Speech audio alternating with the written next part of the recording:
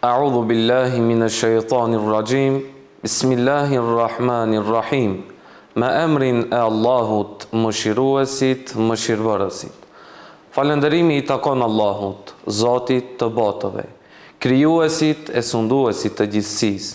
Falenderojmë Allahun për çdo mirësi e begati dhe që na mundësoi edhe një herë të arrijmë muajin e bekuar të Ramazanit.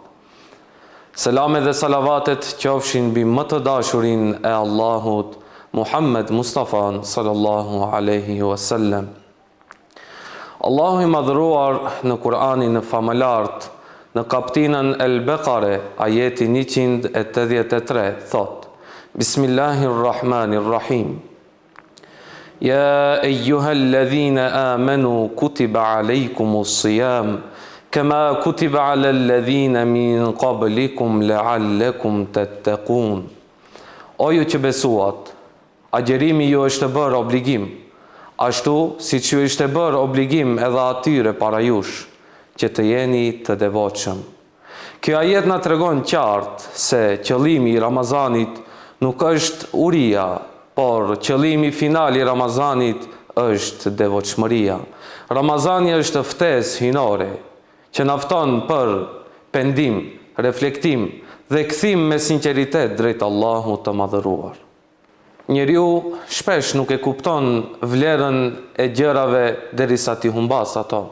Nuk e kupton vlerën e dritës derisa ta mbulojë errësira.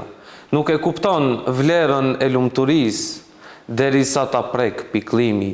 Dhe nuk e kupton vlerën e ngopjes derisa ta ndjej urinë. Prandaj Ramazani nuk erdhi rastësisht. Ai erdhi si një ndalesë e butë në jetën tonë të shpejtë.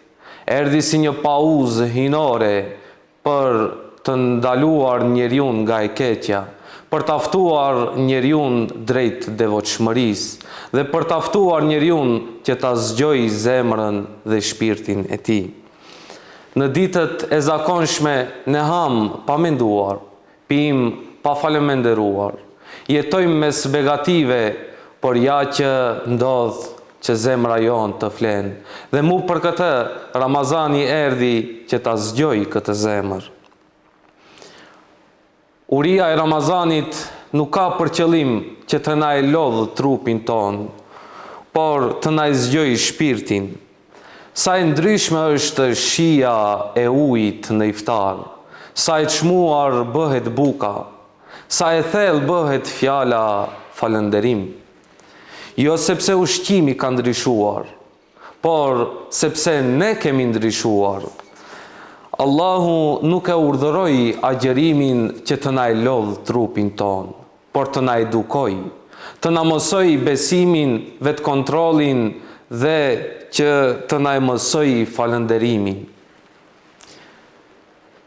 Pyetja nuk është a e kaluam ditën pa ngrënë, por pyetja duhet të jetë, a u vetëdijsuam si njerëz, a morëm mësim nga agjerimi, a morëm urtësitë e Ramazanit.